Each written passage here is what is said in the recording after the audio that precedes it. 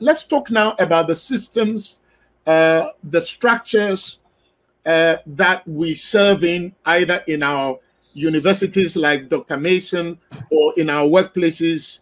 I mean, how are they getting adjusted? How are the systems and structures getting adjusted, or are they trying to adapt, or are they trying to become flexible in order to accommodate the contemporary interests of diverse groups in this context of culture, multiculturalism, and language? What would you say about the systems and the structures? Are they revolving or evolving in the way that can accommodate the diverse interests that are coming at them? What is your view about the systems or the structures that we are all serving under? Anybody wants to go ahead and I'd like to jump in. Please go. And even though it's a system, it's those individuals in the systems, the individuals in the leadership positions, they're the ones who have to understand about their developmental stage, where they are in that intercultural competence stages. So just like my boss has told me, Dionne, just go find us some initiatives that we need to implement, and then everything would be great. And if I found them the initiatives and brought it to them and they're in a polarization or denial mindset, what would happen to those initiatives? So their mindset has to change. They need to get to acceptance and adaptation where they can appreciate the difference in cultures and know that each culture is just as rich, just as unique as their own, and they have to accept that. So it doesn't matter the building. It's those leaders that are at the center. What mindset are they in? Do they believe birds of a feather flock together, so they only hire their own people who look like them, talk like them, same language, same sound, they went to the same school, parents lived in the same neighborhood? There's a lot of that where it's like they can't see past that. And when you're a minority or the non-dominant, they bring you in, but you're in the mailroom, you're in housekeeping, you're in food services, you're not in a leadership position. So those leaders, even though you have the qualifications and the competence to be in the boardroom, you are kept in a different room where your expertise is not exploited. Honorable Aheer, I see you nodding your head rather vigorously. Culturally, I could understand that to be agreement, though I understand it. So over to you. It depends. Yeah, I was actually I'm just writing down so many things as well too, because I just feel so honored to be with so much academia at the table, and as a person who sits in a leadership role, especially, I love this kind of weedy discussion, because at our level, it's not always possible. You know, to Dr. Mason's point, you know, you want to make it as complex and as complicated as possible, I think is what you said.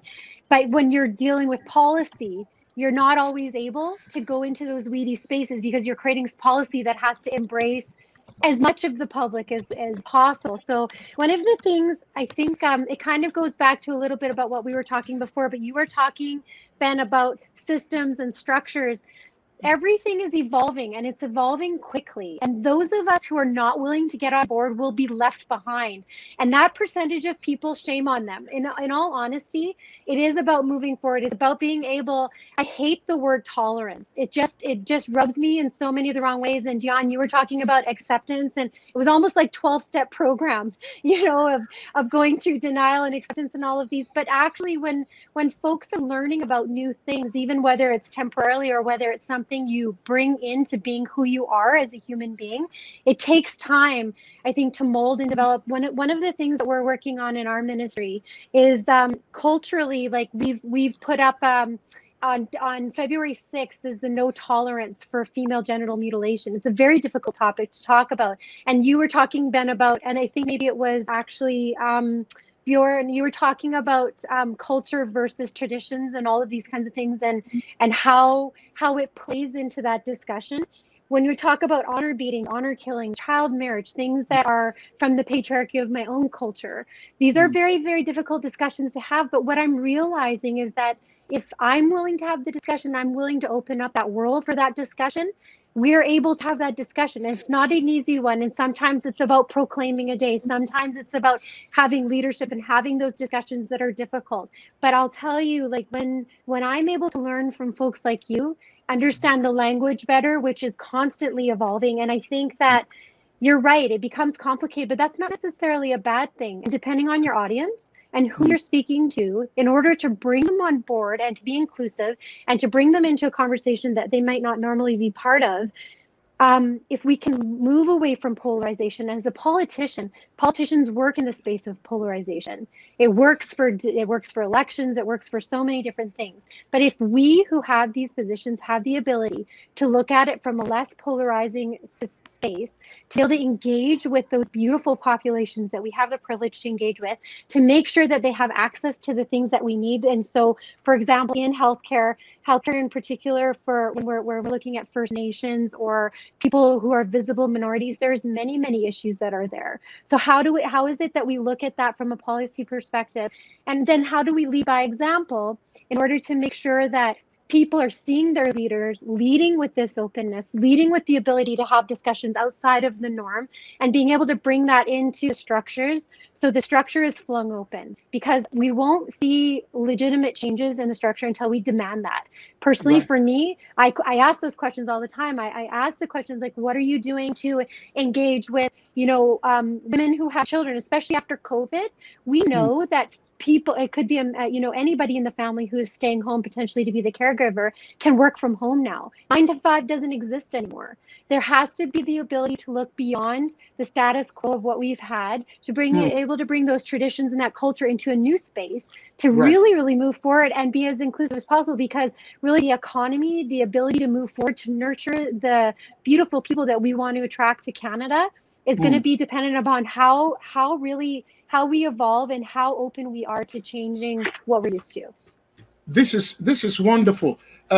You and Dionne Sinclair, Honorable Aheer, you are shattering and destroying certain notions I carry. You say you don't like the word tolerance. I am in the UN. I think we even have a tolerance day, World Tolerance Day or something. Bjorn, you want to say something? You also they are also saying with birds of the same feather do not necessarily flock together, and you are just destroying all these notions I have about some words of wisdom that I have carried with me. Bjorn, over to you. Yeah, I also reacted on the wording, because those are two words that we use a lot, or we abandon them a lot: respect and tolerance. If we have 30 guys, normally guys, I work with a female team too, but mostly with guys, in the same locker room, respecting them is not good enough. Tolerating them, that's almost like a negative. Who am I to tolerate what other people, how other people are? Was it Dionne who said welcoming and appreciate? Those are the two words that we need to understand. We have to appreciate what each player can bring to the team, not tolerate him or respect him. What I do respect is the rights of each person. I can't respect every person. I cannot tolerate every person even, but I can respect the rights of that person. Wow. And it's not rights that someone has. It's rights that we share. And as you know, sharing is much more about giving than taking. And before I make sure that everyone else have their rights, I cannot expect that I can benefit from those rights myself. So the words we talk, those are my rights. No, those are our rights. And you have to make sure I can appreciate or I can benefit from them just as well as I need to make sure that you can benefit from them. And I don't tolerate you. I appreciate you if you bring something, but I respect your rights to have your opinion or all the other human rights that you work with every day, I hope, in New York. You, Dr. Mason, I'm going to come to you, but my mind is getting overblown with all this. As I said, in the United Nations, we talk about respect, tolerance, or empowering women, and we say all these things, and we think we're on the right track. Right now, even from Bjorn alone, I'm seeing that to tolerate somebody means you hate something about them, but you're just going along. And the new word, it's more precise. And my heart is leaping for joy to say, look, we may have differences, but I can welcome you, I can appreciate you, I can engage you, I can involve you, and then Dionne says we can share.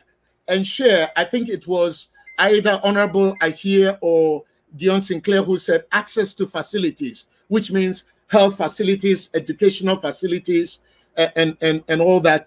Dr. Mason, your thoughts on the structures and the systems that we have to work within. Dionne is saying all these things are not some metallic inordinate items that are just there. It is human beings, it is leaders. What is your perspective? Yeah, so what everyone has said so far really resonates with me. And this brings me back to the central point of my last comment, which is language, because the language we use, right, informs our thoughts inform our language. And so it comes back to a question for me of how are we measuring diversity, and how are we measuring diversity outside of the social constructions we can point to very easily, such as gender and race, right? And if we're talking about true diversity, then this idea that we might hire people who look like us, who sound like us, etc., but that all speaks to the idea and assumption and presumption that people who look like us are exactly like us, right? Aren't different in profound and significant ways. And it also points to this idea or popular misconception that people who don't look like us don't think like us, right? Or aren't like us in profound and significant ways.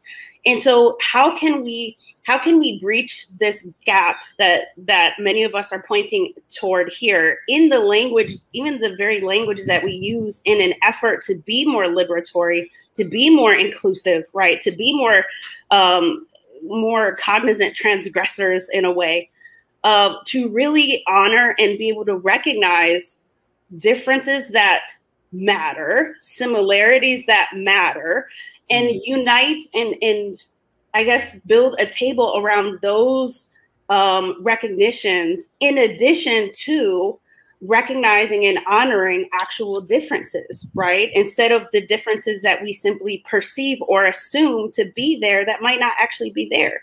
Because I think that time and time again, especially in American society, you see all of the controversies that are going around about anti-racist discourse in particular. It is very much us versus them. And everyone, no matter what side of the equation you're on, everyone believes that they are right. And everyone discounts what the other person says simply because they are perceived as the them, right? They are perceived as being wrong. But at the end of the day, it takes a lot of practice to sit with ideas that we disagree with. And to not just tolerate them, as you guys are speaking so eloquently about, but to embrace them in a way, to see value in them even, you know?